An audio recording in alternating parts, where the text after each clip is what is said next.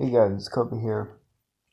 Um, it's really late at night, but I just saw something that I wanted to discuss that I am personally haven't been.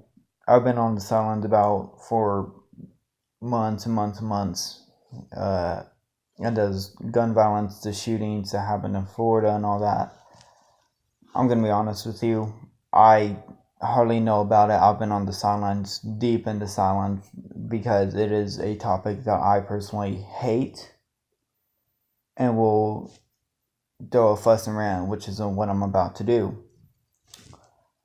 Well, my school had a walkout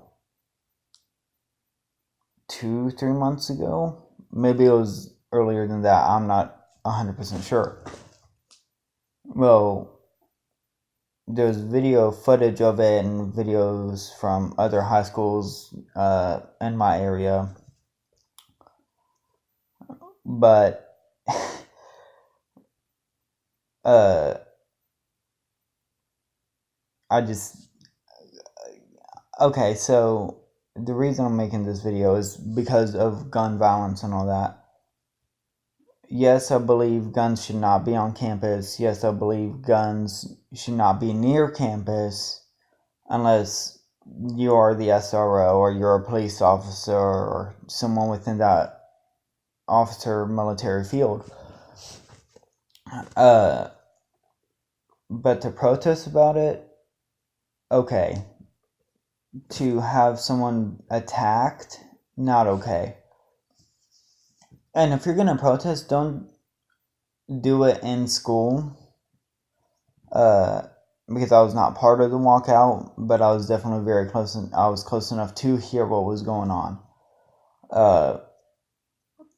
And if you guys know me or have been with me for a few months now, or even just since the time I've been on YouTube and recording, you guys know that I own and have shot guns. Like I have owned and shot live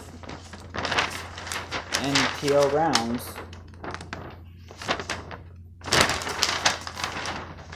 And the reason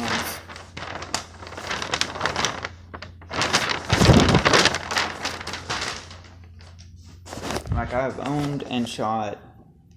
I know people who own. I have shot personally.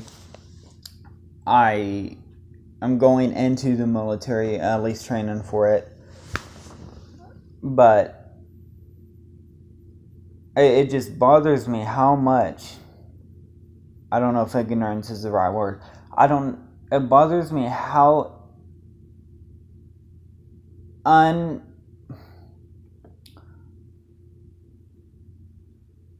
unaware adults are of how students feel. I have a close buddy of mine, I knew a guy, we still talk occasionally, who was shot in a school shooting. I used to work at Walmart down near my house. School shooting.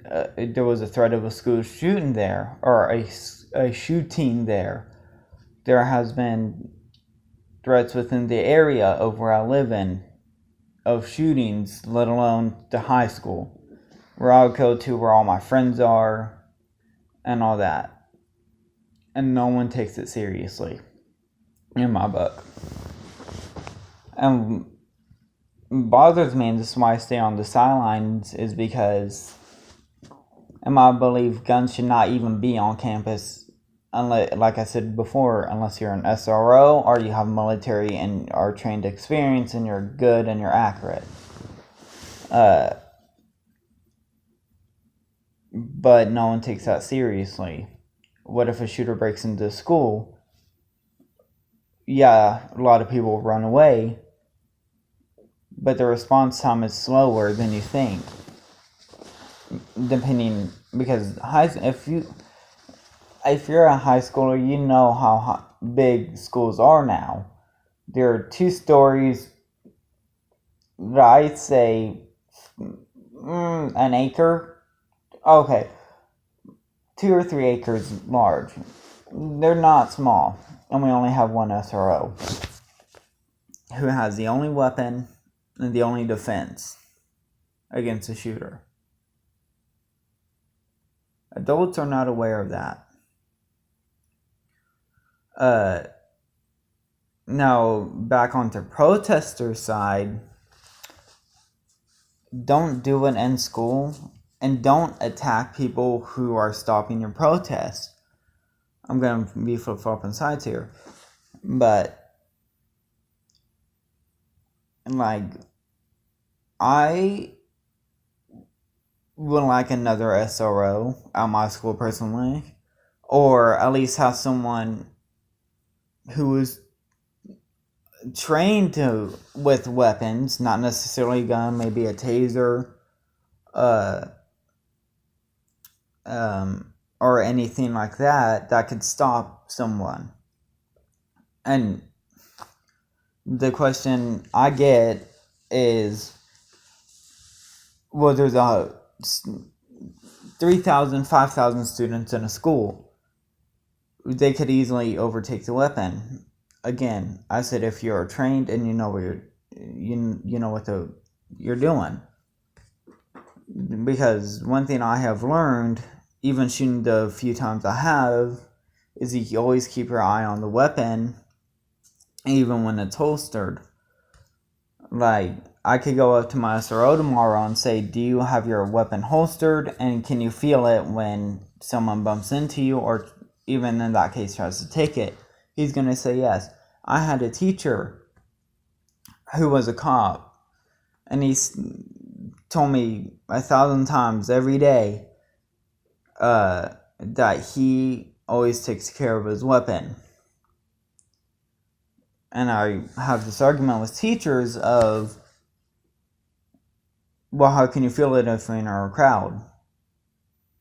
You keep your holster locked with the weapon inside. Either that or you rest your hand on your weapon. And for those of you who don't know me personally, I always rest my hand on my hip, or have my elbow on my hip, or have my hand near my hip, because that's the way I was trained. When I did an experiment for months, I think it was 5 months or so, that I was told to do, of always act like you have a weapon on your hip. So if you ever see me just standing still, or even walking, I always have my hand where a weapon should be. People need to be trained like that. Not anybody, but the people who are trained. Because that answers so many questions and so many problems. First of all, you got a faster... You can pull your weapon out faster, get a better aim, and no one can take it from you because you have your hand on it, or you have your hand near it, or your elbows on it. There's something attaching it to you, and it won't go away. The flip side of that is, what if someone attacks you for it? Take them down. Now, I'm not saying that everybody should train and have a weapon in schools. I'm not saying that at all. But what if a school shooting does happen, or a student tries to take the gun to start a school shooting? That guy or girl needs to know what he or she is doing. Like, if you'll see me 1,000 times, or if you follow me on Instagram or Facebook, Twitter, even Snapchat, which I don't use often. Twitter I don't use often. But every picture I post, or anything that I do post, generally has something on me that you cannot see, or is concealed that can be used as a weapon. I keep a knife on me at all times besides in school. I do have my keys that could be used as a weapon. They're fairly sharp. And I always keep I keep something that could hurt somebody on me because of those scenarios. You'll see, again, if you follow me on any of those scenes, I'll put them in the description. You'll always see something around me, especially in my home, in my room, that is used or could be used, or something weapon related, or something that is self-defense related, because I am paranoid. And I think everybody should be a little paranoid, especially when it comes to school shootings. Like I said, the Florida shooting, the other shootings around, is because people got too comfortable and no one relayed information. There was a lot of things that made it possible. And one of the main things is no one was prepared. And it's honestly one of the things that irritates me is I see 1,000 people a day not be prepared for situations like that. And like I said, not everybody should be, but there should at least be in a school, especially with the size of high schools being now, a good 30% of the school, even 35%, depending on how big your school is, that knows what they're doing. Admin, staff, teachers, even some students who are very, very well trusted should know what they're doing. Because, like I said, I had a buddy who was shot. Luckily, he survived, but he was shot in a school shooting. I know some people who has been in areas of school shooting close enough where they heard the shots. I guarantee you everybody has been in a scary situation like that, but you just let it go. Or you block it, or something within that manner of, I want to forget this didn't happen. So yes, I think SRO Butter's about to die. SROs, admin, staff, even very, very highly trusted teachers and students should know what to do in case of a school shooting. Like, adults are so unaware of how students feel about this, especially students like me, who has been in scenarios of that nature, so uncomfortable. I don't even feel safe in my school, and that's why you'll always, if you go to my school, if you go to my school, when you look at my posture, or you look at the way I walk, or I stand, or anything of that manner, you could always see I'm in a very defensive position. I am never too relaxed. I'm always tense because I am afraid of that school because of school shootings, especially the ones in Florida and all that, where the kids was able to walk right in. So more adults, even people who know me and are good, close in my personal life, be prepared. And for the one adult who's on my channel or is subscribed to me, like, go up to your friends or someone, go up to people you trust and can talk to, and ask, have you listened to the kids on school shootings? Because they might not be as big now as they were a few months ago, but they can highly happen again. And I'm mark my words, like, at one point it's gonna happen, and this, you're so unprepared, you don't know what to do.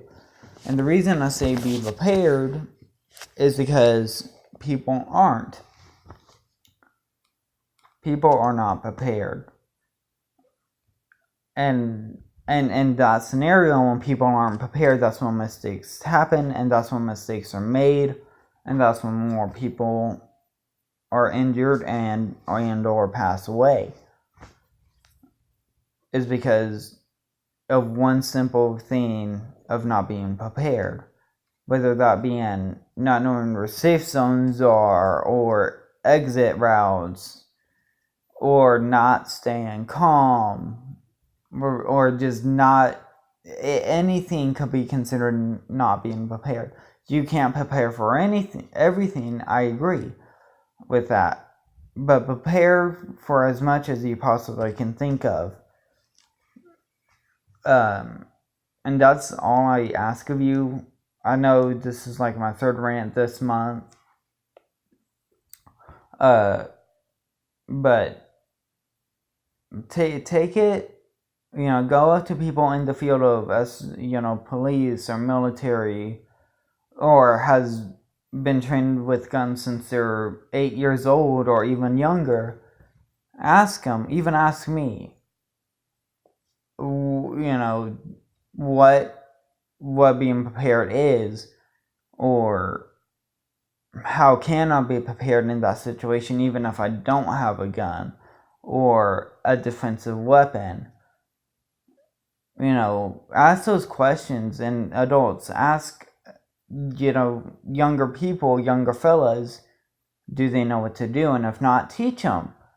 Because school shootings are one of the most controversial topics out there.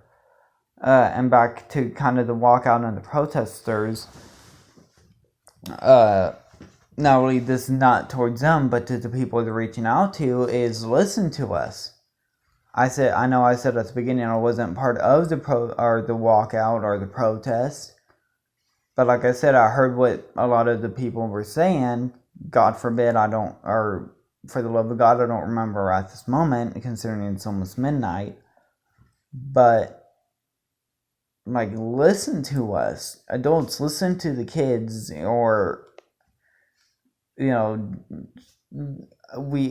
it just blows my mind how many people are not there and think, oh, nothing bad could happen, when in reality, anything can happen. There could be a guy busting through my window, my door, or even my house could collapse on me at this very moment. You don't know, and you need to be prepared. Especially in a large building filled with 1,000 or more people who are just so unprepared, and you only got a good 5 or 6 people who are. That's less than 1%. Like I said, 30 to 35% of people need to be prepared in that situation. That way, less people are injured and or pass away. If you guys want me to make another video on this and show you how to be prepared in situations like that, let me know. Kobe out.